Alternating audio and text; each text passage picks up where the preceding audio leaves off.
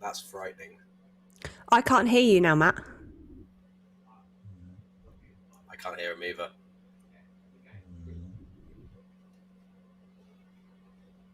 Does that mean I can say whatever I want and you can't rebuttal? This is your time. He looks like Lex Luthor in that graphic. Or Dr. Eggman if Dr. Eggman lost a bit of weight. I really want to understand your references, but I've got no idea what you're talking about.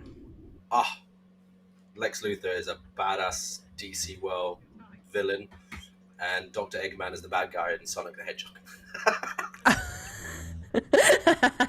So I haven't played Sonic the Hedgehog since it was on the Mega Drive. Oh, wow. Yeah.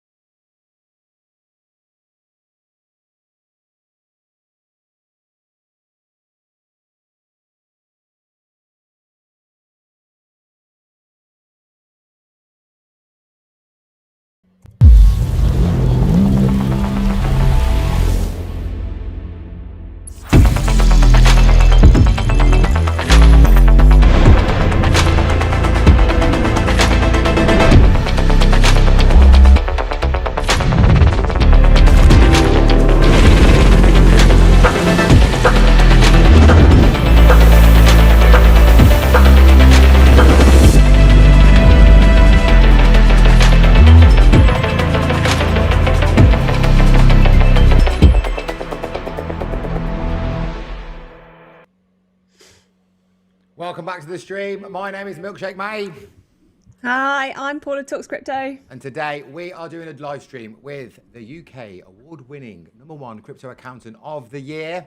His name's Jamie Nuttall, aka Crypto Tax JME. Yes. So we've got a good relationship with Jamie. We've done many streams with Jamie over on TikTok. He's also done live streams inside our private community to support our community members. And today's the first time that we have brought Jamie over to YouTube. We have been making content in preparation for this and asking for you guys to put comments on videos and streams and all sorts. And Paula has very kindly collated those. And today we're going to be asking him all the questions that we've got in advance. If we think of any along the way, we're going to be asking him those as well. And then if you guys have any questions that you want us to answer in, get them in the comments and I can pin them onto the screen when that time's right during this stream. And for those of you that are new to me or Paula, whichever stream that you're watching us on right now, if you go to the description of this video, you'll see a link to the other one of us. So you can come and subscribe to both of us.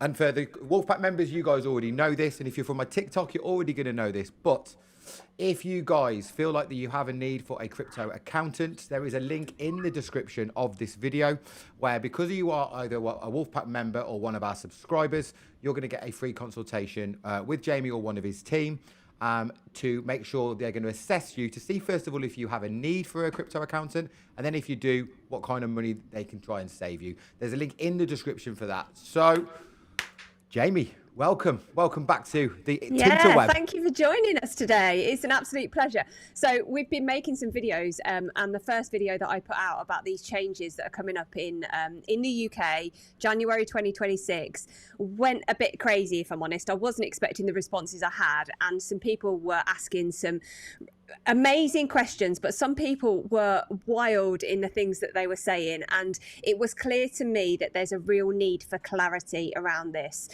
because we know we have to report now, we know there's going to be changes, but I don't think everybody really understands what is going to trigger a taxable event. So maybe that's something you could explain before we even dive into the comments. Yeah, absolutely. So I think you're referring to CARF, the Crypto Asset Reporting Framework that's coming in. And although it's coming in January 2026, technically speaking, that's when they're going to start collating data. So that little nuance there might give people a little bit of breathing room. But yeah, if you need to do something with HMRC, you need to do it regardless at the end of the day. But going back to your original question of what is a taxable event, the short answer is everything is a taxable event unless it is an acquisition of crypto assets via purchase. If you are, let's say you guys are paying me 1 Bitcoin, thank you very much for that. For this, that would be a taxable event, even though I'm acquiring it because it's due to, say, self-employment or it's in pay in lieu of service. So even that can be a taxable event. We got the usual swaps, trades, gifts. Even if you lost it in a boating accident, it's a disposal. Okay? Yeah. The only thing really that isn't, like I said, is either acquiring by way of purchase or if you're just hodling. And even then, if you're staking that, there's a taxable event every time you receive staking rewards. So mostly everything apart from hodling will have some form of potential tax implication. Paula, would you like me to pin some of these comments now to get them out of the way, or do you want to go into the questions that you've got there? I'll let you pick. Well, let's do a couple of the questions that we've got, and then we'll go through some of the comments from the stream now. So there was some really good ones. I've shared these with Jamie so that he knows some of the comments that have been coming through. So I'm going to pick out a couple. First one I want to say is somebody said apparently they can track back 6 years if they choose to. Is that right? So they're referring to HMRC. So basically, HMRC you can go back 2 years at any point to deal with things, full stop. If you're considered to be careless, then it's up to 4 years. And if you're beyond that, it's 6 years. They can go back for anything to do with taxes. Now, they can technically go back to 20 years if they open it under discovery. And in some situations, if it's really bad, there's just no limit to it. So 6 years, yeah, in some occasions, and in even rare occasions, it could basically be everything from a tax perspective. Okay, so just explain to me when we get this, when CARF is implemented, and it's about the collection of data. What are HMRC going to be doing in order to be able to collect that data? What's going to change from their end?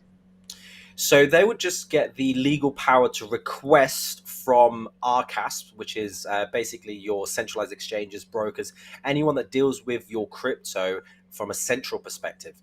If in the case where they have a need to request for the data, they can legally acquire it. So it's not like they automatically get it, and it's not necessarily that they're going to definitely get it every time, but there'll be a lot more legal backing behind it. So if they suspect there's some form of tax evasion, let's say, for example, they should be able to gather that data in itself. Okay. And the other thing that a lot of people have said in a very flippant way is, I'm just going to move all my crypto onto a cold wallet. They won't know. I used to get so many of them on TikTok saying that.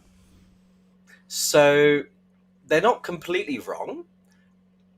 But number one, that's just evading tax completely in itself, and is illegal for starters, if they have an obligation to report and or pay. And number two, if you think about it, knowing that HMRC can see, say, the centralized exchanges, but they can't see your self-custody wallets, that means that when you send assets from your centralized exchanges to said cold wallets, HMRC are going to see a disposal. So that might just trigger a whole new different reason as to why they should look into you. This is a great comment, because I think this is the number one issue that we'll find with CARF, is that you'll have occasions where people will come to me and say, hey, Jamie, I'm in a situation. HMRC are saying I made, I don't know, 50, £100,000 worth of disposals when I haven't. And that is because HMRC won't know about the decentralized wallets, so the self-custody wallet, as an example, and it would create that problem, which then they'd have to go, okay, let's prove that you didn't do it, or you did do it and it's not a taxable event, and then they'll have to pay for someone like me to deal with it anyway. It's really not good. Yeah. So I think the reality is that if we trigger something with HMRC to say we think HMRC thinks there's a problem, then they're going to open an investigation, and then you have to then be responsible for proving or disproving whether or not you owe that tax. Pretty much, yeah. Yeah. Okay. So, Paula, one second. What I've done is, just so you know, as questions are coming through, I'll put them into a favorite folder, because I've got this special folder I can target. Awesome. So how about you do every other one? One for you, one for the comments, one for you, one for the comments. Yeah. Do you want to pop a comment? Yeah. I'll do one now. So the first one at the top was saying, I mentioned on Matty's channel that I need to do some serious backtracking. Hang on, let me put it on the screen actually. One sec. There you go. I need to do some serious backtracking. I'd like to know how lenient HMRC are going to be with first timers. That's a great question, actually. Yeah, so backtracking is fine. I would say most cases where someone comes to me, there's going to be some form of backtracking. So this is the norm, people trying to get it right. Is there leniency? Yes and no. So there would be penalties and interests for anything that is late with HMRC. However, if you have a legitimate reason, or what is known as a reasonable excuse, they could remove the penalties proportion, which means that you'd only pay interest. So if let's say your tax was due 2 years ago, you'd pay interest on that for every day, month, year that it is late, and that is it. So the leniency is there, but you still have to pay interest. If you're wondering, the interest is 5% above base rate, so that's roughly 7% per annum at the moment. Brilliant. Go for it, Paula. Awesome. Okay, so I've bought and held. That's it. If you make a profit of more than £3,000 here in the UK, they will tax anything over that 3K. Is that right, Jamie? Yeah, I would use the term gains rather than profits, just to be tax specific. But yeah, pretty much if you buy and hold, as long as you're not staking, there shouldn't be any tax implications. If you then dispose of the assets and the gains, not the proceeds, the gains are within £3,000 from 2025 onwards, then you should also be okay. Prior to this, it was £6,000 per year, and prior to that, it's £12,300 in case you need to do some backtracking and reconciliation. Yeah, because that is the capital gains threshold now in the UK, isn't it? Correct, the annual exempt amount. Awesome. Got another one. This is from The Drawback. I like the name, by the way. The Drawback is saying, I'd also like something. This explaining to me like I'm 5. I like it when people start something like that. It's good. I bought coins at all various prices. How do I possibly work out the profit on differing prices? Please explain. Okay, number one, you hire someone like me. We'll do it for you. You don't need to worry. Number two, you use software. Now, tax software for crypto tax software doesn't work in its entirety, but this is the one thing it does extremely well, and it should do it for you. Number three, how does it work? Like mechanically, it's called Section 104 pooling, which means you get the average cost for all of that. So if you bought one coin at £5, another coin at say £10, and then the last one at £15, you'd add them all up. In this case, it would be £30. And you have 3 coins, so that means per coin, the average cost is £10. Now, there's a little bit more within all that for the first 1-day rule and 30-day rules, but that's the general idea of it. Good. So I would like to say to everybody that there is also a piece of software called Coinly. It's completely free to use. If you go to MilkshakeMatty.com, there is something in that big list of stuff that I've got. It's called Coinly. It's completely free to use, and it's basically a coin tracker. But it's got a really cool feature, which is that you can either let your accountant log into it through the back end should you need an accountant. Alternatively, if your accounting is actually quite simple because you've been buying and selling and it's really simple and there's nothing overly complex in there, or you're at quite a low level and you don't think you need an accountant, you can pay about 60 to 70 or 60 to 100 quid, something around that kind of figure, and you can get a tax ready document. And basically what you do is you link up your exchanges, you link up your coastal wallets on a read-only mode, it feeds it in, and then it does it. And there are tweaks that need doing. And Jamie will tell you that it's not perfect because he does it every day as a job, and he must get people land going, here's my really complex situation. I've got Coinly, it's going to be really easy, Jamie. And Jamie's probably going to go, no, because it's not that simple. Because I know this, because I've done many streams with him, okay? But listen, if you've got a relatively simple portfolio, or you think you would just like to use that tool just so you can see your stats, then go to MilkshakeMatty.com, go and click on the Coinly link. It's spelled with a K from memory. And you can go and use it completely free. So you can use that coin tracking and that average, and it'll work out all your profits and losses and everything for you live on screen. And as the prices go up and down, it changes on your screen live, which is a pretty cool feature. But it's a good stepping stone to getting your tax ready. This is not a total solution. If you need a tax advisor, then Jamie's your guy. But for a good first stepping stone, would you agree with that, what I said there, mate? Yeah, 100%. The analogy I tend to use is, say you've got a big old garden and you buy the fanciest of lawn mowers. Now, and then you just plug it in and leave it. How well is your garden going to get done? It's just probably not going to get done at all. Maybe that one patch you put it on. So you have to really push it. You have to use the tool. Yeah. So this is a tool to be used and not to be solely relied upon in its entirety. Lovely. Yeah. Go for it, Paula. Awesome. I think following on from that, I had a comment. It said, if you bought, say, 10 Bitcoin over several years in varying amounts and prices, and you decide to sell 5 Bitcoin, the profit you report varies depending on which Bitcoin you actually sell. I'm guessing the different prices you bought it at. So what cost basis is HMRC expecting you to use? Having done that, would the next step be to deduct allowable losses? Yeah, so unlike NFTs, which are non-fungible tokens, Bitcoin, other tokens and coins are fungible, which means that my Bitcoin, your Bitcoin are exactly the same, okay? For tax purposes, there's no difference between it. You can mix them apart, doesn't matter. So by determining which Bitcoin you're going to use as a base cost is incorrect. As mentioned earlier on, you just take all of the Bitcoin, all of the costs, and you get the average costs to deal with that to find out your base cost. Now, like I said, the caveat is that there's certain nuances if you were to buy and sell within a day and then 30 days as well. But the general idea is the average cost across that. I think the US have something like FIFO or LIFO, first in, first out, last in, last out. We don't have that in the UK. We have the average cost. Okay, awesome. Next one, Paula, do you want me to do it? Yeah, from the comments. Marky Mark, this is a Crypto Wolfpack member, and he's saying, I'll be using the Wolfpack automation soon. Is there, yeah, come on, man. By the way, he's in the POC group. He says, is there anything I should do or set up beforehand? From a tax perspective, maybe I would say if you can ring fence that to its own wallet, that might be helpful if possible. It is. Yeah. Perfect. So that's a good start. I say that just because it might be deemed as a trade in some situations. So if it is, that helps. And if it isn't, it doesn't matter. That's pretty much it.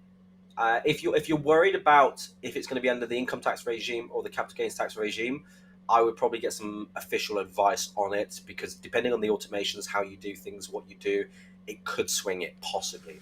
But apart from that, you should be good to go. So Jamie, as the automation goes down its path and we start getting to some serious cash, I want to get you into the Wolfpack, to those particular people, talk to them. Done. And then those that feel the need to use you will use you. Those that are brave enough to go alone, let them go alone. But as long as you give them the information, so they've got the facts of the risks, the exposure, what their obligation is, we can only put you in front of them, Jamie. But I think if anybody has got a need from the Wolfpack, you need to talk to Jamie. But let me just I think just on that, Matt, for those people that are tuning in through YouTube, the Crypto Wolfpack is our community that we have set up. It's an awesome space actually for people that are either holding spot or trading or doing a bit of both, because it creates a community where you can interact with other people in this space. Because what we've realized is crypto is actually a pretty lonely place. Unless your best friend is really into crypto, you're my best friend. Who do you talk to? You're my best friend. Which one? Which one of us? Which one? Well, one of you make me dinner. So. Unless you've got somebody in your real day-to-day life that you can talk about these things with, it can be a real lonely place. And obviously we've got the education. We've got loads of courses for you guys to do. We've got trading signals that come out. But the major part of the Crypto Wolfpack is the community element, the live streams where we all get on the stream and actually talk about the things that are going on in real life, whether that's markets, whether that's macros, whether that is just actually, do you know what, nothing to do with the crypto community and just that community vibe, because people need that group. And it's just for normal people that are investing in crypto. So if that is you, go and check out the link. It's an amazing place to be, and if you use the promo code live25, you will get 25% off your first month's subscription. Come on, that was flawless, Paula. Loved it. Thanks, appreciate that. Right, go for it. Okay, I've got another one here, and this seems to be another common theme with people, and it is just to move away from the UK. So somebody here is saying, what if I move to Dubai? So a very simple question with a lot of nuances there. Yeah, absolutely. So if you move away from the UK to, say, Dubai, for example, and I believe Dubai has a zero capital gains tax rate, which means that you will stop paying UK taxes potentially from the moment you go, maybe from the following tax year.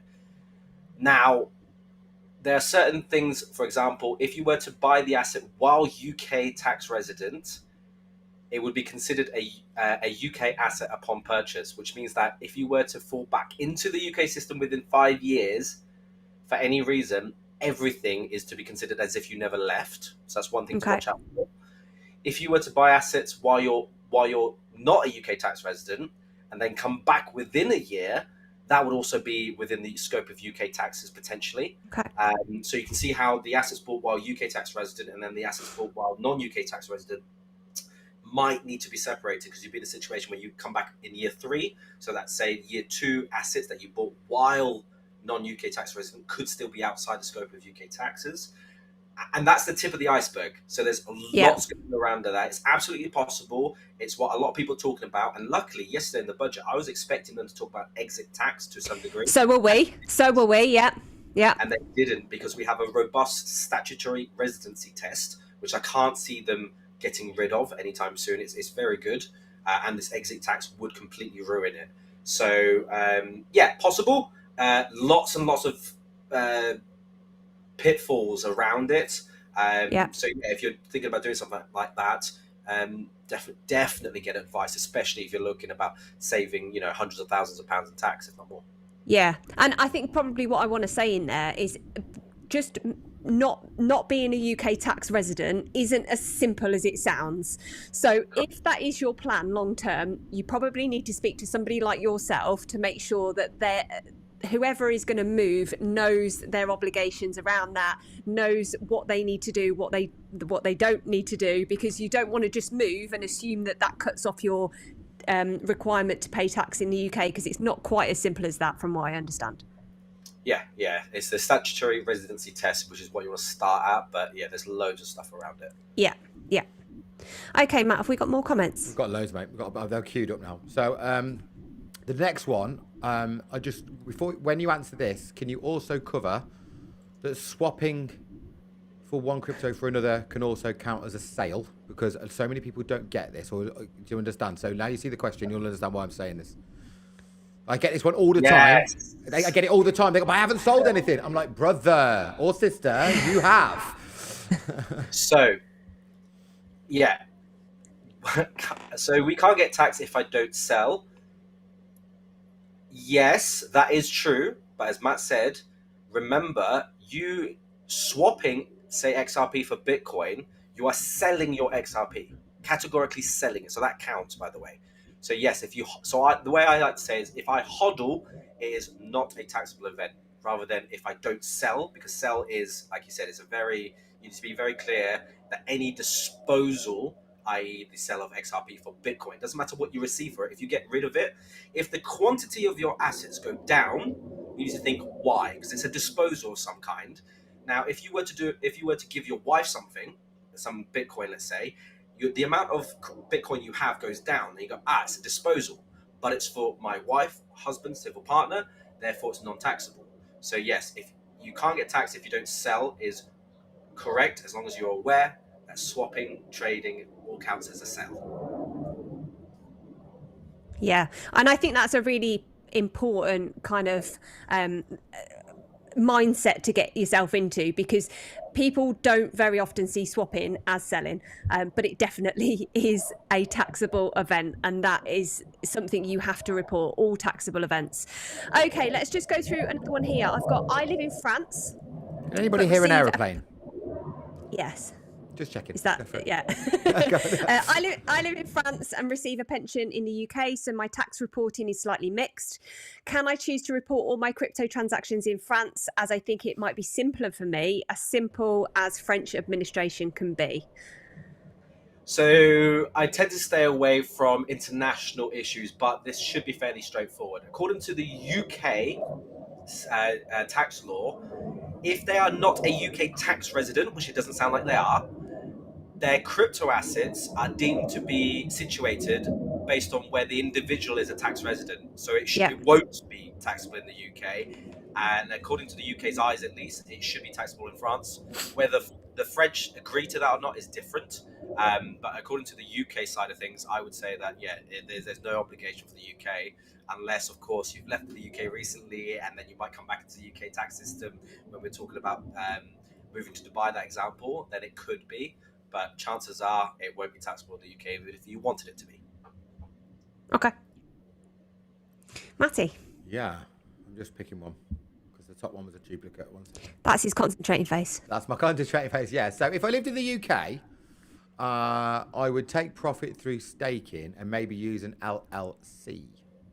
This is something that we see quite often, don't we? Set up a company and then I've got different obligations. Please tell them about this, because so many of the Wolfpack members keep mentioning this to me, and I'm like, it's not that simple. So go for it. So if the LLC owns the crypto, then the LLC would be subject to taxes on the staking rewards. That's fine. The question is, do you want that to happen or not? So staking rewards can be taxed at a maximum on the individual at 45% tax. Whoosh. With a limited company, it would be a maximum of 25%. And then if you were to use it personally, so you actually want to use some of that for your day-to-day or whatever it might be, the maximum dividends tax at the moment is 39.35, I believe. Wow. And it should be going up to 40 or 41.35 based on the budget yesterday. I'm seeing contradicting information, but it should go up by 2 points. So without really doing much maths, you can probably gather that is not as tax efficient, usually speaking. On top of this, your limited company accountancy fees should be more complicated, will be more expensive than your personal tax stuff anyway. So even if it was more beneficial, that margin might be very small. So in most cases, you don't want to do that. And I know that wasn't really a question, it's more of a statement, but I thought I'd just break that down, that for the average person, you probably don't want to do that in most cases. So I think off the back of that question, I've seen a lot of comments to kind of say, it seems more favourable to have a company holding crypto, even if we just looked at the proposed stablecoin legislation that's coming in around the caps. But I think we need to probably cover, if you're going to move your personal crypto into a company, what are the obligations that you then have? Because it's not just as easy as that, is it? Disposal. It's a disposal. Yeah. Yeah, because you are basically selling your crypto to your a company, and at that point you're due the tax anyway. I was trying to explain this to somebody in the Wolfpack, and I could see them glaze over as I was telling them. And it was a late night stream, and it was like 2 o'clock in the morning, so I didn't want to push it, but I could see they either didn't think I was right, or they didn't want to hear it. It was one or the other.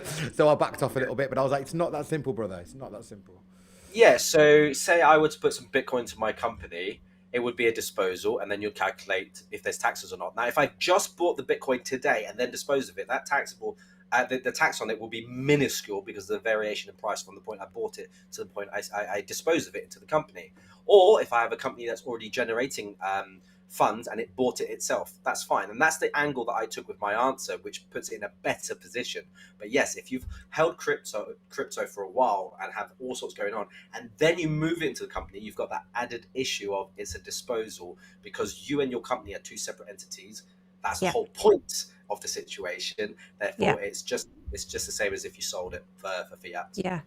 Yeah, and I think the reality is if anybody's looking to set up a company because they want to make their tax more efficient, probably speak to somebody like you, Jamie, before they do that. Not like Jamie. Speak to Jamie. Speak to Jamie, yeah, exactly. Because the reality is that you're going to have all different kinds of obligations of reporting when you've got a company rather than personal, and then you're probably still going to have to report your personal stuff anyway. So I think people just need to, before they jump into decisions like that, go and speak to you, go and get the advice, and actually work out whether or not that is worth doing. Yeah, absolutely. I mean, you commented on the GBP regulations that are coming in around stablecoins, and the limit for companies being 1 million unless they have specific approval for more, and the individual between 10 and 20,000. Now, honestly, I think that's a bit of a moot point that people are worrying about, because it's only for certain stablecoins that are backed by GBP, which I'll be honest with you, and I ask everyone, all the viewers, to be honest now and comment on them, out loud. Do you have any GBP backed stablecoins? I know. I use USDC. I do. Yeah, exactly. Yeah. So it shouldn't be an issue. Yeah. Well, that was the first thing that I saw when they released the stablecoin rulebook, was that it was sterling-based stablecoins, and at the moment there are no real big sterling stablecoins, are there? So it's a moot point, really. It's just certain ones if they meet certain criteria. So I think it was a lot of air really from them. Yeah, well, I think that the UK were desperately just trying to keep up with the US and trying to work on the same kind of framework and timeline that the US is going to be implementing this, because US regulation is going to be probably influential globally, and I think the UK just want to be seen to be keeping a similar timeline to that. But we all know that everybody trades crypto in US dollars, so yeah. Okay, Matt, do you want to do another comment? Yeah. Okay. So this one's deep. Oh. They said they invested 100 grand in crypto, and unfortunately they're down 50% at the moment. What will happen in my situation? It's not doom and gloom. Jamie's going to tell you that.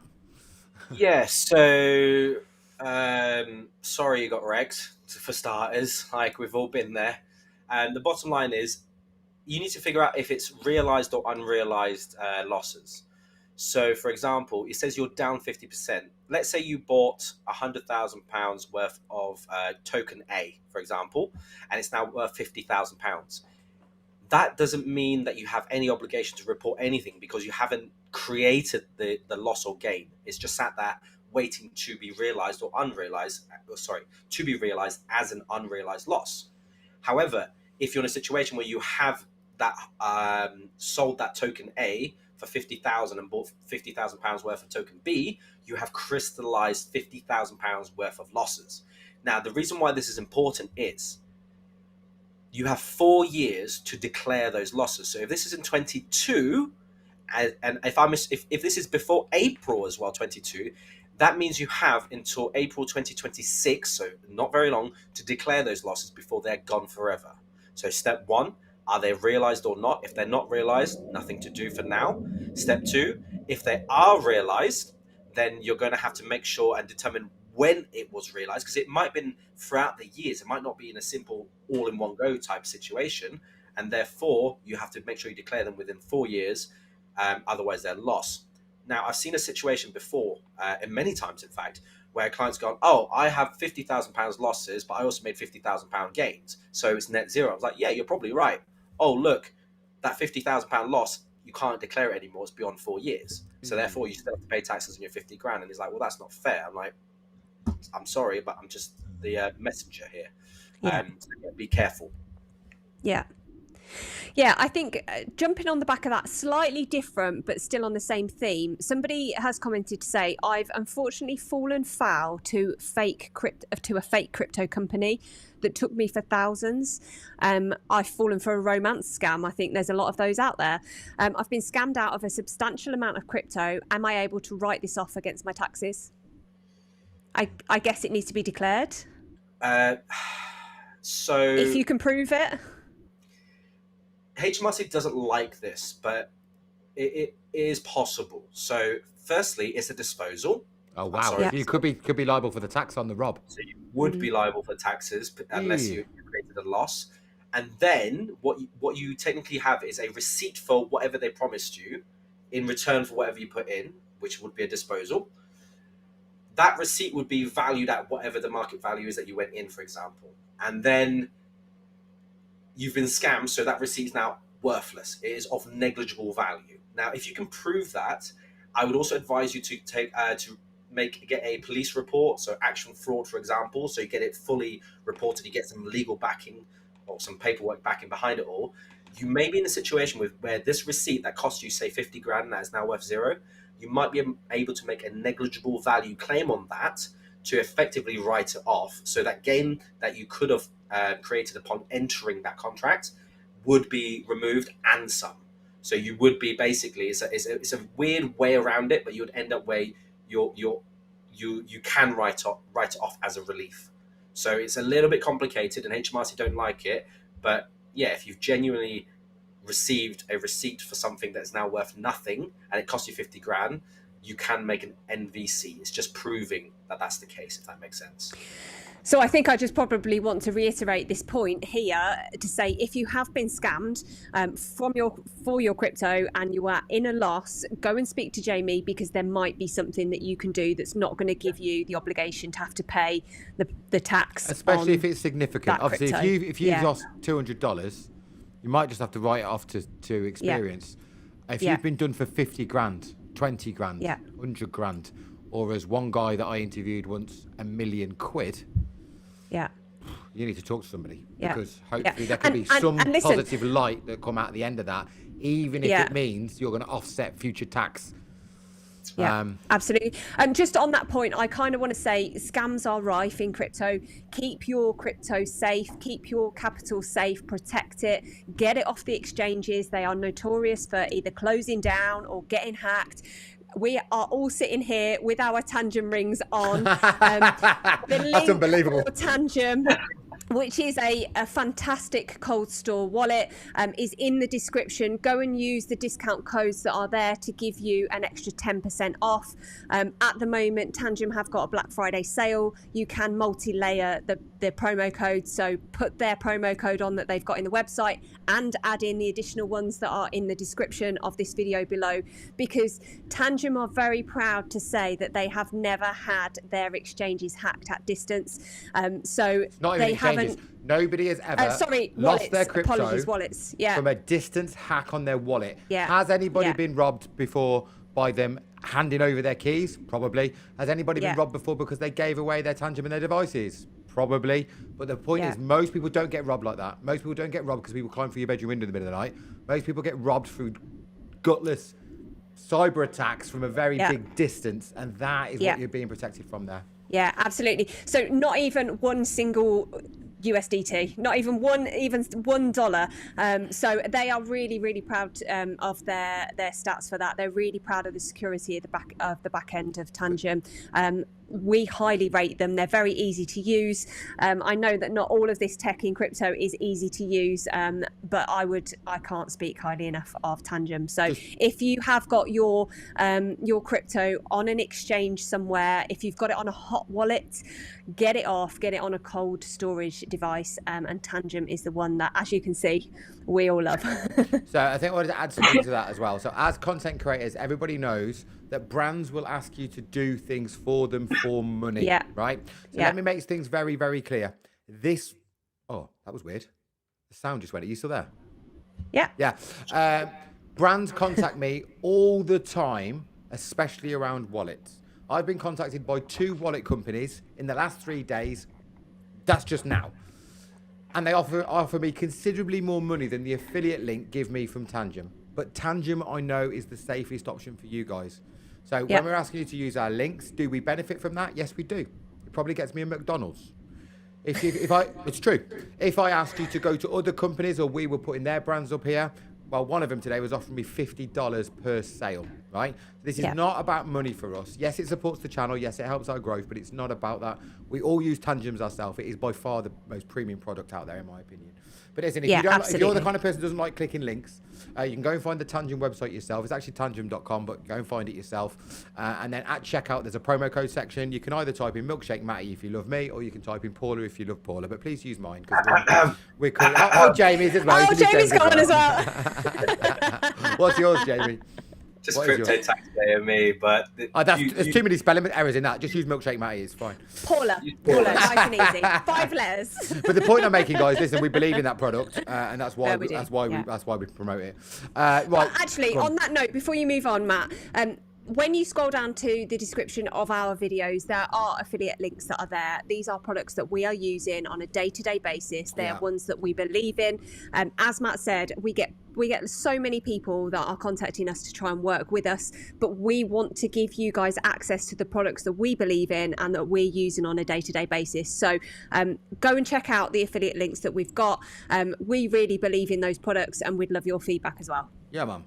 And thanks to everybody that does use our links, because it supports the channel, helps with our growth. So we appreciate every single one of you. Yeah. Should we go and get another thing? This is a good one. How about gains and losses from swaps? How is that evaluated, Jamie? Same concept. If you have bought, say, £50,000 worth of Bitcoin, and then you traded all of it when it's worth £70,000 for £70,000 worth of Ethereum, that's a £20,000 gain. Again, software will help.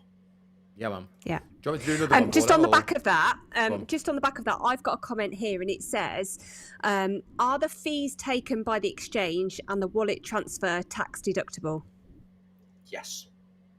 Good. That's why you need good accounting. Yeah. Or good records for your accountant to use. That's probably a better way really good records. Yeah, exactly. This works one is from a Wolfpack member. This is Lips.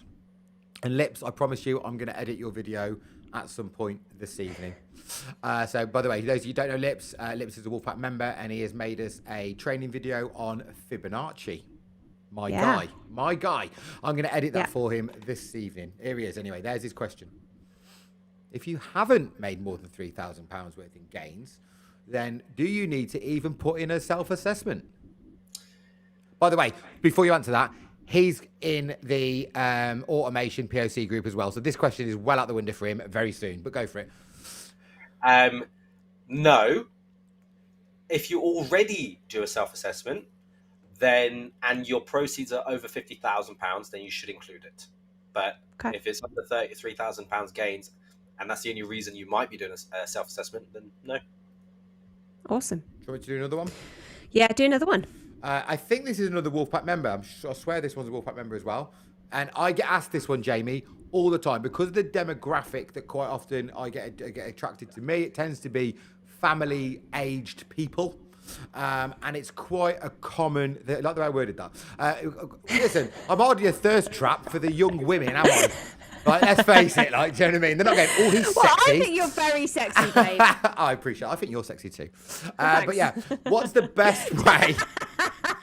like What's the mum best? and dad. It's disgusting. No, I don't want to hear any of it. What's the best way to give crypto to your kids, and how much tax would they pay? Great question. I get asked this all the time, by the way. All the time. At least once a week I get asked this. So there's two things I don't do, and that's inheritance tax and trust. That's not what I really do. And this kind of touches upon there, but very quickly. The problem with giving your kids crypto is, one, do they really have it? And if so, how do you prove that? Maybe a trust is a solution for that. Let's say you get around that. If the asset that you gift your children generates income, until they are of age, it is taxable on the parents. Okay, so if you give them, say, I don't know, Ethereum, and you get staking rewards from it, those staking rewards will be taxable on the parents. If a grandparent were to do the same thing, it wouldn't be taxable on the parent or the grandparent. It would all be on the child, for starters. Okay. How much tax would they pay? It would be the same situation as anyone else. When they dispose, right?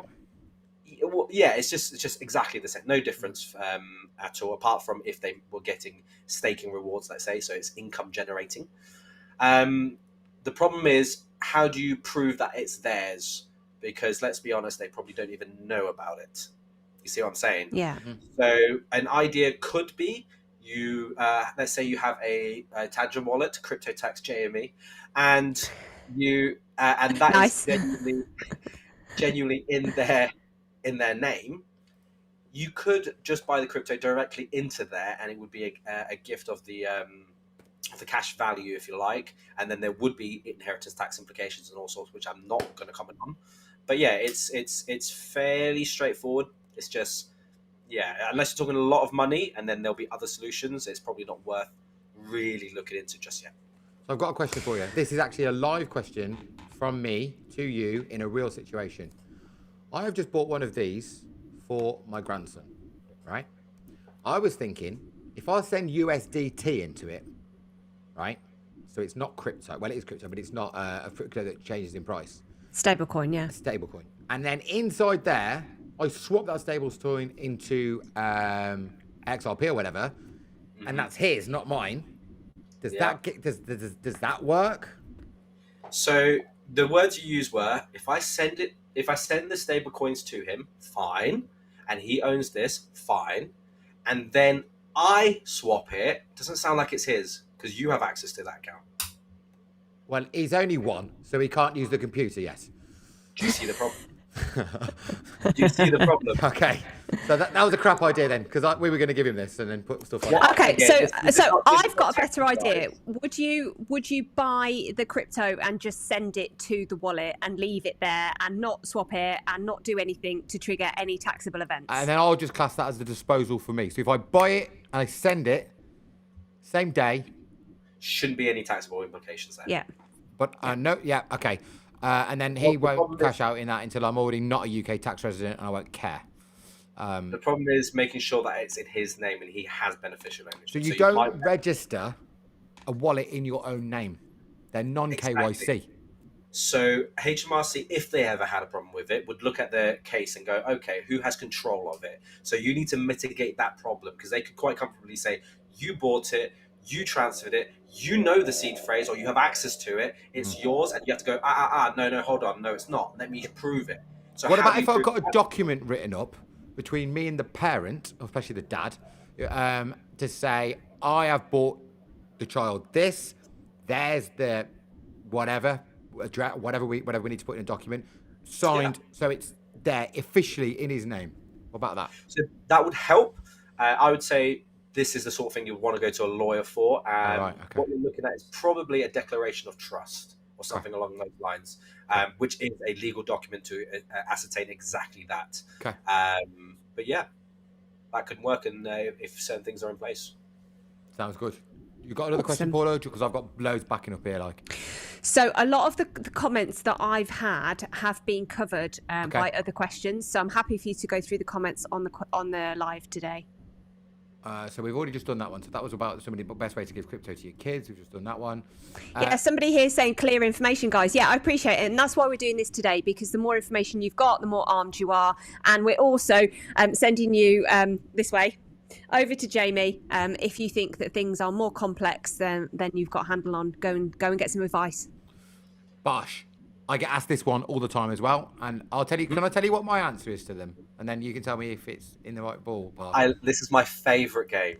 My favourite game. I've got better over time. Like, I feel like I've Have learned you so much. taught Matt well enough? No, literally, I'm like his protege. He's turning me into milkshake tax man.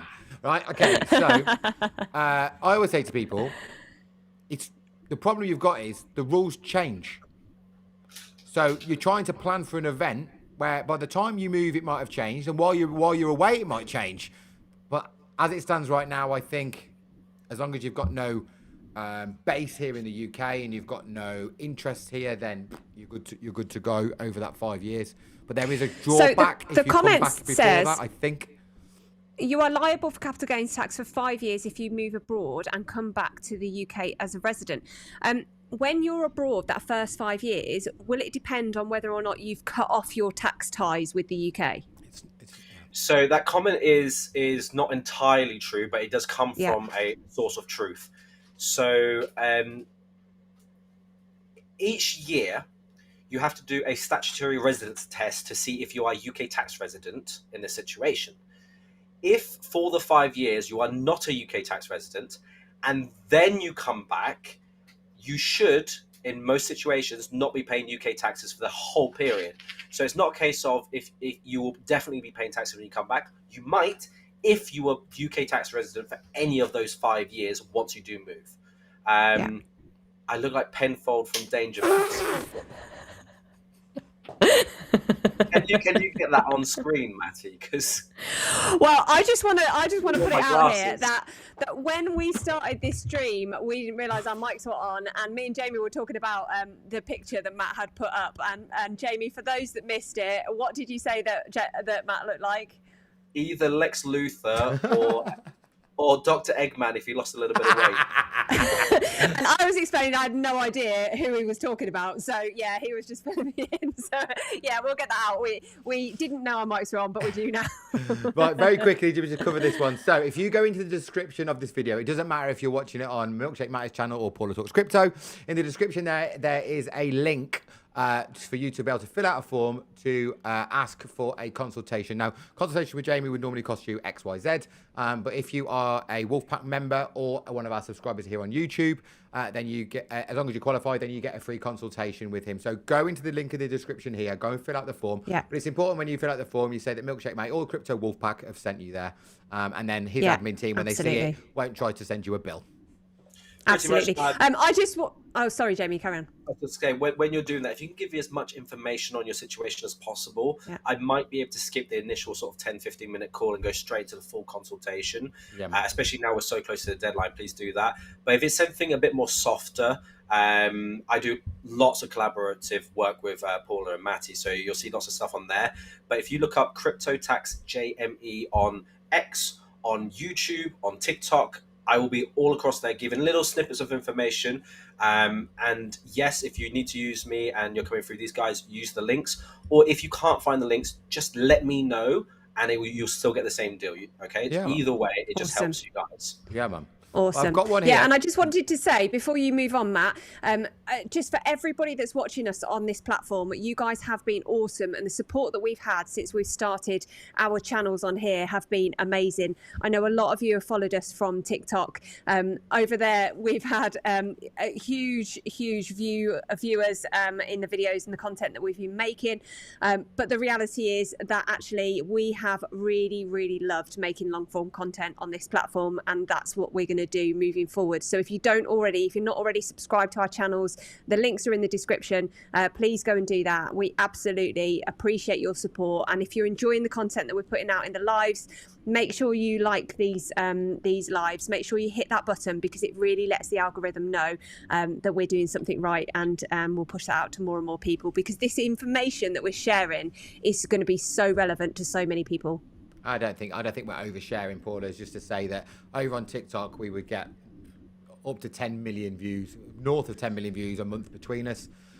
Over here, obviously, it's much less because we've got new channels. Paula's only been making content for 4 or 5 weeks now here on YouTube.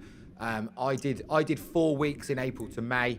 Since then, I've done now 9 weeks back to back. And between us, in the last 28 days, we've had over 300,000 views here on YouTube. And I can't thank every single one of you that's been subscribing, liking, watching, sharing, doing whatever you're doing, because we've committed to 1 whole year on YouTube, making content every single day. Then we will look at it after 12 months and decide whether it was worth it.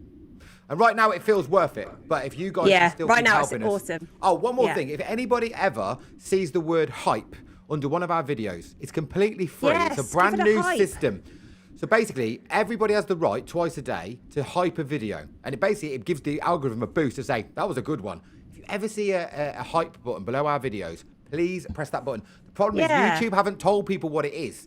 And most people are thinking it's a paid thing. You know, like you can send money to people on YouTube. With, like a gift, isn't it? A bit like that. People think it's that. They're not pushing the button. It's totally free. Just press the button. It'll go, you've hyped that video. Please hype us. Right. I've got a question here, Jamie. Do you mind if I try and answer this one first? And you can tell me how close it was again? Because I love this game. Can I have a go? They said, question, if I live in the UK and Europe equally, would you need to pay tax in 2 different countries? Now, I think I know the answer to this because I've done a lot of research about emigrating out of the UK and tax residency. And I think it's about where you are the tax resident, not about how much time you spend where.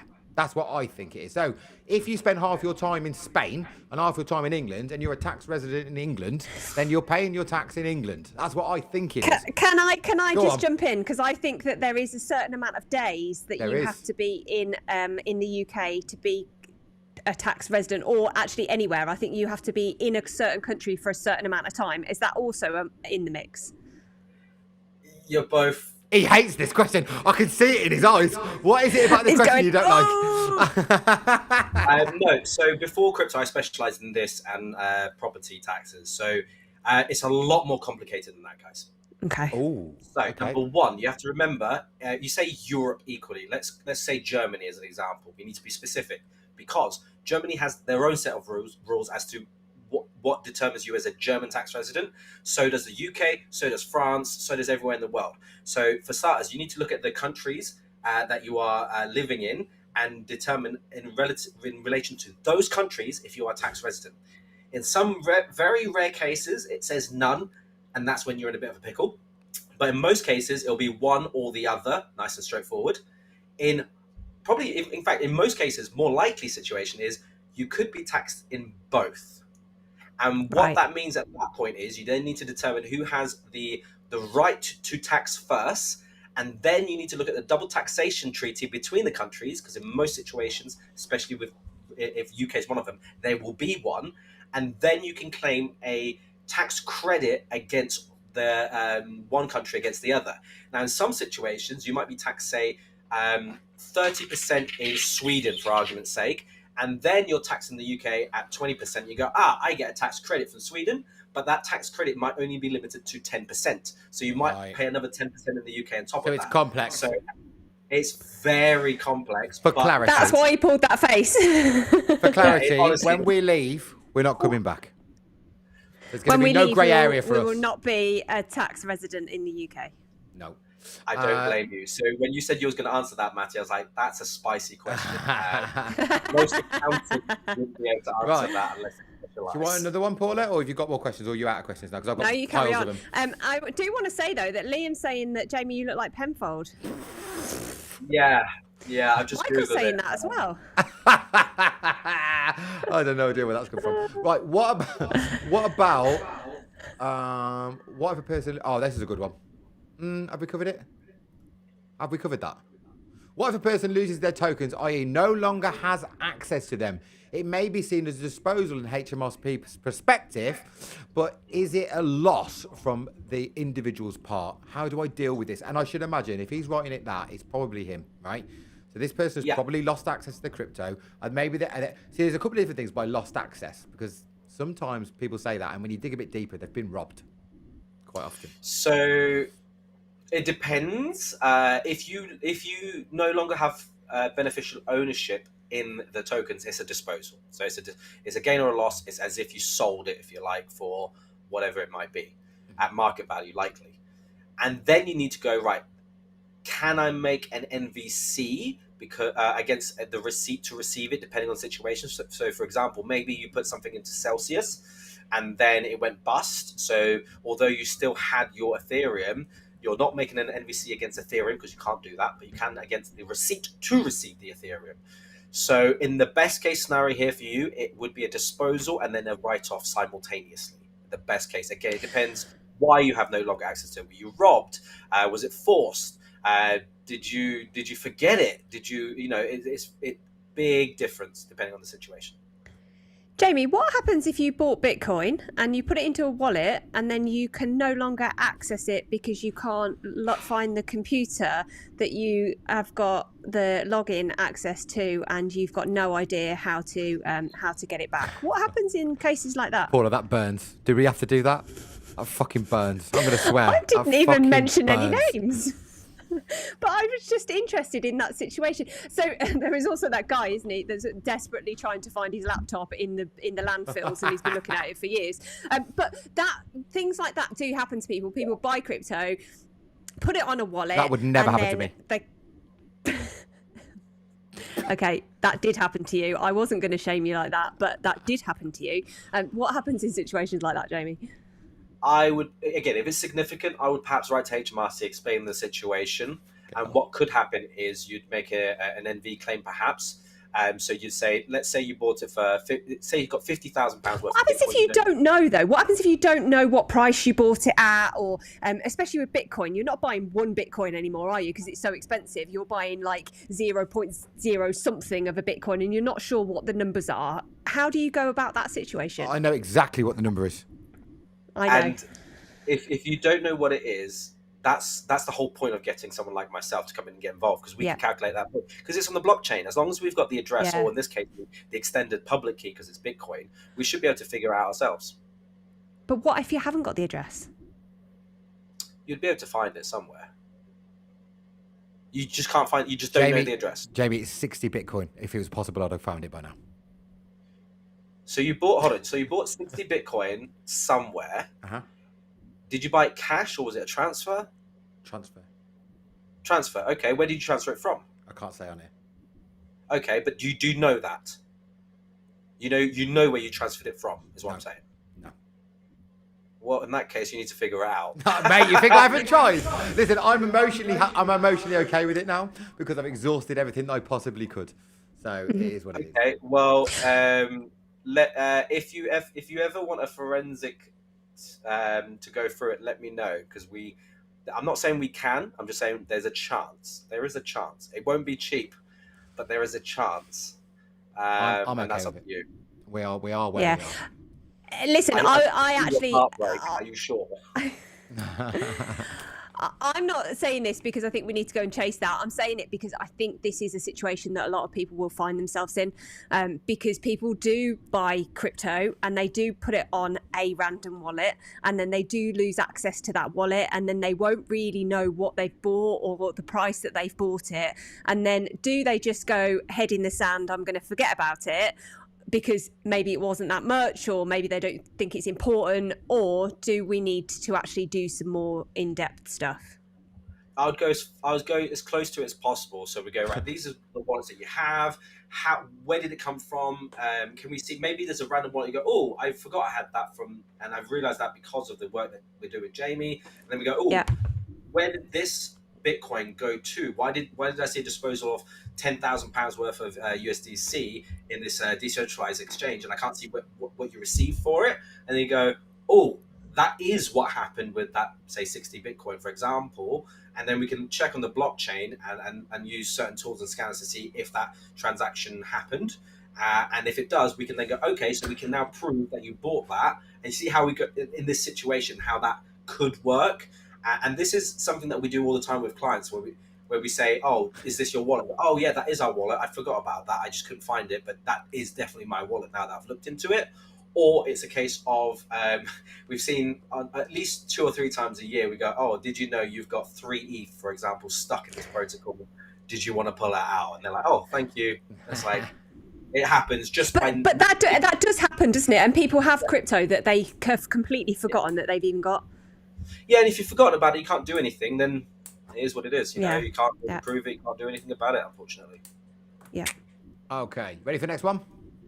Yeah. How much time you got, Jamie? I'm going live on X in half an hour, so I got half an hour more if you want it. Yeah, man. Get rid of that one.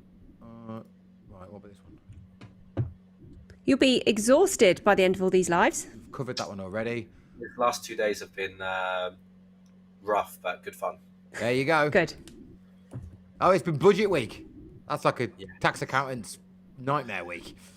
Yes. But good for content, bro. That's why you're here, right? So it's good for content. Exactly.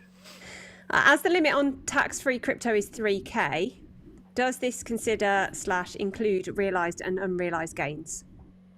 It is The limit only on realised gains and losses. Yeah, on your capital Only gains. realised gains and losses. Yes. So you take the net difference. So say you made a £7,000 realised gain and a £4,000 realised losses. You take the difference. It's £3,000 or under, then you're fine. Awesome. If you left crypto in a will, is it taxable when they cash out in years to come? That's a really complex question, I think, that, isn't it? How do you leave it in a will?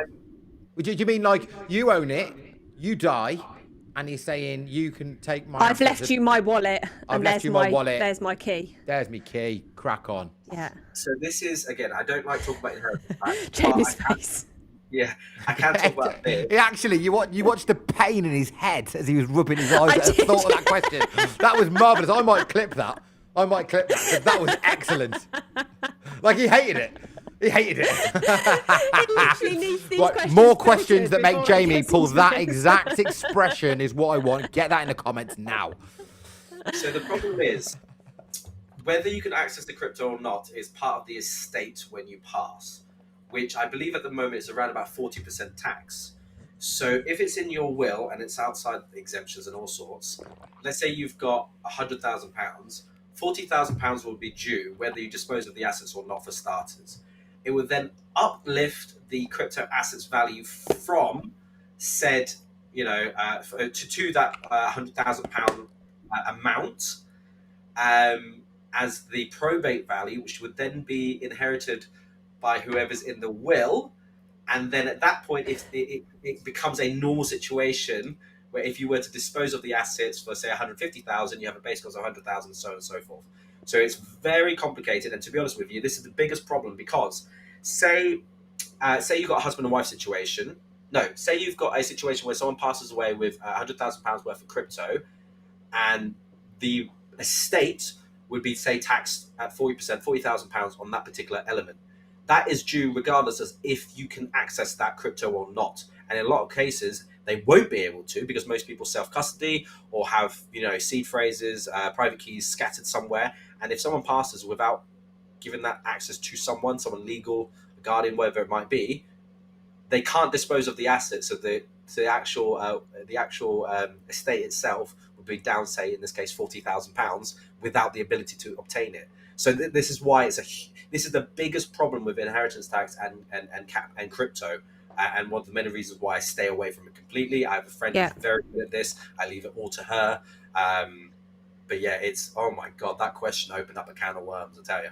Absolutely. And I just want to kind of jump on the back of that a little bit, just to say, with the Tangem cold store wallets, they come with at least 2 cards which act as your seed phrase. You don't need to write stuff down on pieces of paper to rely on people being able to access that if anything happens to you, but just make sure that you've got cards in places or with people that are trusted, that if you do want to pass your crypto down, if anything happens to you, if the worst happens to you, that they know what to do with them, they know how to access that crypto. Because it sounds like if it is part of your estate, they are going to be liable to pay the tax on whatever's there, even if they can't get hold of it. So do think about that. If you're holding crypto, you've got it in a wallet, can other people access it if the worst happened? So I'd like to give some advice on that, and it's advice that I think is good practice. If you've got an estate or crypto, which is part of your estate, which is significant, and think about putting your spare Tangem card or one of them into a bank vault.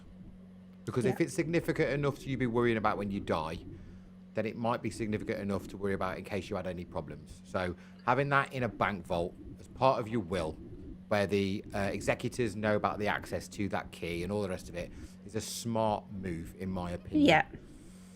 Just get a lawyer. They'll sort all that out for you as well. The lot, Yeah. mate. It's no different to people that hold gold. It's the same drill, isn't it? Where's it going to be? Where's it locked up? Because it's probably not sat on your mantelpiece, right? It's the same thing. Well, actually, I know somebody that has got gold hidden in the ashes of his mother. Do you remember that person? Don't say who on here. Do you remember? They've got the gold hidden in the urn with the ashes, thinking that somebody would never rob that. Or well, they're probably right. They wouldn't. So, so there you go. That's a thing. Right. Should I go for another question? Absolutely, yeah. Okay. This is a Wolfpack member. This is Stephen. Is there any crypto which is not taxable? This is a question that I've only ever seen cropping up since the US have announced that potentially they're going to have tax-free crypto if it's American-based. That hasn't happened yet. It hasn't come to fruition, but the Americans are already making noises of it. Tax-free on American homegrown crypto. I can see Jamie going through his internal filofax in his brain there. Good one. No, is as far as I'm aware. Now, stablecoins are taxable, but the tax will be very minimal, and that's the closest thing that will do it. Yeah. Lovely. We've got another one here. Another question. You ready? This one, can I read this one in total? Because I think I like it. Please, if I don't take out my initial investment, is my initial investment... Sorry, start again. Quick question, please. If I only take out my initial investment, is my initial investment a taxable event? Hand pink waving, hand pink waving, hand pink waving, hand pink waving. Should we ignore this question for just for the lols? So what Paul Brown is talking about here is if you put in £10,000, it goes up to £40,000, and you take out £10,000. Is that taxable? On my TikTok, I think my pinned TikTok on there, the first one perhaps, explains exactly how this is to be dealt with. The answer is yes, it is taxable, but it depends on the situation. So if you put in £5,000 and you take out £5,000, but the whole thing is worth £5,000, then it's not taxable. But if you put in £5,000, take in £5,000, but the whole thing is worth £1 million, then it's a completely different situation. It's to do with the base cost as a percentage of what the total is at the point of disposal. But so it's about the cost of the coin, not about the value of your withdrawal. Yeah. So if you buy one coin for £1, and then you sell half a coin for £10, that base cost would be 50p. So you got a £9.50 gain. Whereas if you sold it all for £10, then there's a £9 gain. You see how it depends on just more questions. But my very first pinned TikTok, I believe, addresses exactly this and gives you an example. Nice. This is a good question, this one. I think I know the answer. I'll let you do it. Right. Can you take 18,000 of gains and put it into an ISA and not be taxed, or will you have to pay tax before I move it? Got to be at the disposal. Got to be when you go into fiat. Surely that's a taxable event. Got to be. I'm going taxable event when you sold it. And also, they've just changed the legislation yesterday in the budget, haven't they, about what sort of ISA you can put into. So you can only now put a certain amount into a cash ISA. The rest of it has to go into stocks and shares ISAs. Yeah, so I can't remember when they're changing it. I don't know if it's 26 or 27. £12,000 is the maximum you can put into a cash ISA, but you can put up to £20,000 into a stocks and shares ISA. But the total you can put in across any of them altogether is £20,000 in total. Did you see yesterday what they said about the ISAs, about getting rid of the amount that you can have tax-free? They mentioned that yesterday. I didn't catch the exact figure, but they're reducing the amount. That you can still put your 20 grand in, but it's about the amount that's tax-free. They're going to reduce it. Yeah, I'll wait to see what they do. But yeah, so can I... Okay, so I have to break this down because it's a little bit... Can you take £18,000 of gains and put it into an ISA? Yes, you can do that. And not be taxed? No, you will be taxed. Or will I have to be pay tax? Yeah, so once you create the gains outside of a tax-free wrapper, you have to pay those gains. If you then put the proceeds into an ISA... From that point onwards, if it's a tax-free ISA, if this is within the parameters, any subsequent gains or interest or whatever it makes would be tax-free. So it is taxable. It then becomes non-taxable once it's in the ISA. That's a great answer. So I think it goes back to the point that you made earlier. He can't be trusted with that. Sounds like your answer. So you know. But just so what you were saying earlier, if the amount of your crypto is going down, then that's indicating that you're disposing of it. So if your amount of Bitcoin, or use Bitcoin, if the amount of Bitcoin you hold is less, that is a point of a taxable event. Quite likely a taxable event, yes. Yeah. Next question. Should I sell and rebuy my tokens? Then can my losses be entered for the tax year? Yes, but you cannot rebuy them within 30 days. Otherwise, that 30-day bed and breakfasting rules, part of Section 104 pooling mechanism, comes in, and you will reverse everything you do. So, for example, let's say you're sitting on £10,000 worth of losses. If you were to dispose of the assets to crystallize the £10,000 of losses, assuming the markets don't move at all, and then you buy them back, you will revert those £10,000 losses completely if it's done within 30 days. However, if you wait 30 days and do it, you're fine. Nice. It's a bonus tip. Yeah. It's a bonus tip to make use of the confusion with HMRC. ETH and wrapped ETH, as far as I'm concerned, are considered two separate asset classes, although they are pegged to each other, which means that you could, in theory, if you wanted crystalline losses on your ETH, move it to wrapped ETH, still be exposed to ETH value. You can hear my dog drinking out of his water bowl. Yeah, I'm so sorry. He's got a chain around his neck and it's banging on the water bowl. He doesn't understand streaming etiquette. He doesn't get it.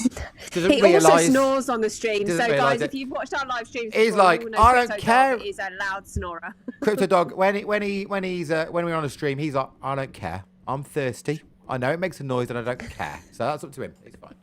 But he's also deaf now, so he probably can't hear the banging. Yeah, he can't hear it. He can't. To be fair, he is deaf. Crypto Dog is deaf. Okay, right. We've done that one. What about this one? Can you transfer crypto directly into stocks and shares, ISA, or any other stocks and shares device, e.g. EFT? Well, ETF. I'm going to take a punt. Oh, sorry. ETF. I'm going to take a punt, Jamie, that if you are disposing of your crypto to then put it in somewhere else, then that triggers a taxable event. Before you answer, I think what they're hoping is there's a way of not disposing and transferring. That's a wonderful idea. And I wonder if one day, if that doesn't exist, whether there's some of the big institutions will invent that, because that's actually really smart. But I don't think that exists, because I think I would have already spotted it. So, yeah, right now, I don't think it exists. I see where they're coming from. Ultimately, I'd need to figure out if in an ISA, it's still yours, or if it's the ISA's, if that makes sense, to determine if there's a beneficial loss, a loss of beneficial ownership for starters, and then go, okay, that's the case, whichever way it is, and then, okay, can you do that yourself? As far as I'm aware, I don't think you can just yet. Great idea, though. I think it's a wonderful Jamie, idea. can I just ask you, and this is a personal question, not a comment, about the changes with the not ETFs but the exchange traded notes that I understand that you can hold in ISAs.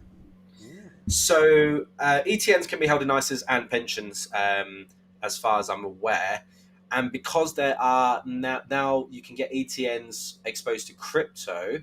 You could, in theory, purchase crypto in a tax-efficient wrapper, i.e. ISAs or pension funds. Brilliant. Fantastic. Problem is, ETNs, the exchange-traded notes, aren't actually... They're a debt instrument, so you don't actually own, say, the Bitcoin itself. You just own a debt for it, which, from at least my followers across all platforms, when I announced this, not a single one cared. Every single one that commented said, I'd rather pay my taxes and hold my crypto myself.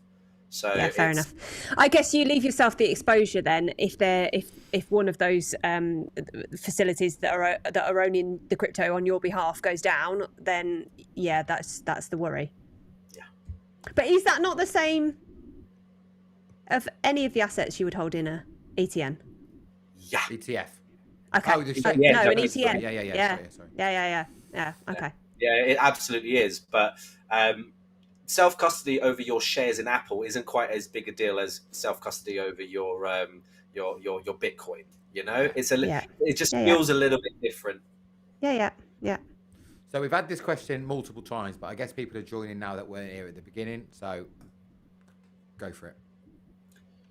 If I'm already a high rate employee, could a limited company be set up and then I take dividends? Yes. The question is, would you want to? Depends on your situation. Probably not. And the reason he's saying that, by the way, we covered it earlier on, is because, first of all, when you transferred it to your company, that's classed as a disposal. So your tax is due at that day when you transfer it to your company, because it's no longer in your ownership. And plus the way that business taxes work, by the time you've added it all up, it could be more than what you're going to pay anyway. If you're a high rate tax payer, then it probably gets a bit closer. But from what we're getting is, it depends on your actual circumstance. And I think what I'm learning about this very question is that it's not a straight answer. And if it's something that you genuinely want to do and you've got net worth in crypto that's worth thinking about, then go and talk to the man. I have been doing this since 2019, and I've seen thousands and thousands of people, and a lot of them ask this. Only 2 have we actually incorporated in the UK. Wow. Like, it's very rare. It's possible to be better, but it's very rare. I don't want my crypto in the UK. I want to get it out of the UK at the earliest opportunity, pretty please. That is definitely the plan. Yeah. So I think we're now out of questions. So what would you guys like to do? Should we have a little bit of a natter, wrap up, and then let Jamie whip off to absolutely next good. interview over on X? I think that was really good. I think that was some really good, thoughtful questions. I often say this. So TikTok is fantastic for views, no doubt about it. But the comments can actually just be full of idiots. But actually, whenever we do the tax ones on TikTok, actually they drag out some real sensible questions. And what I'm noticing over here on YouTube is we've got no trolls, not one. I mean, a couple have called you Penfold, but I think they're just being truthful rather than trolling.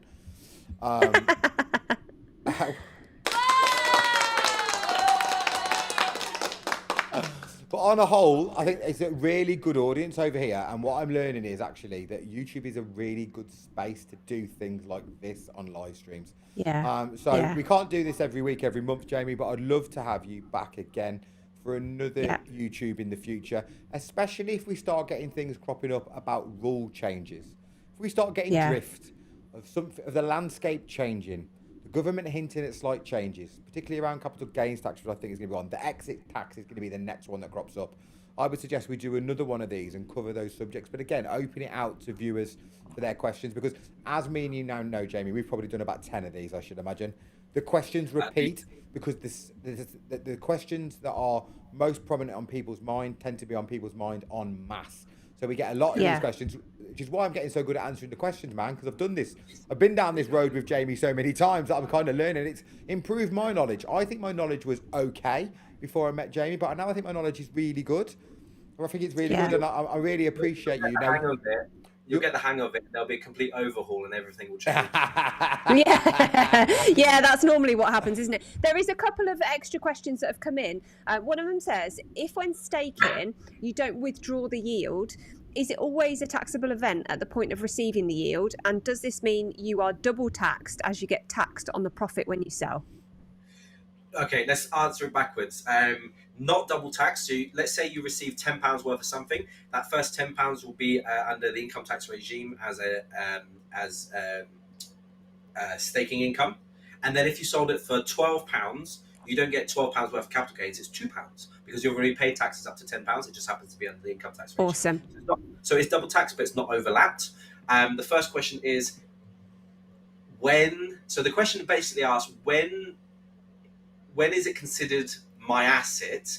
Is it when I click claim, or is withdraw? Is it at the point where it is in over there and says I have the opportunity to claim it?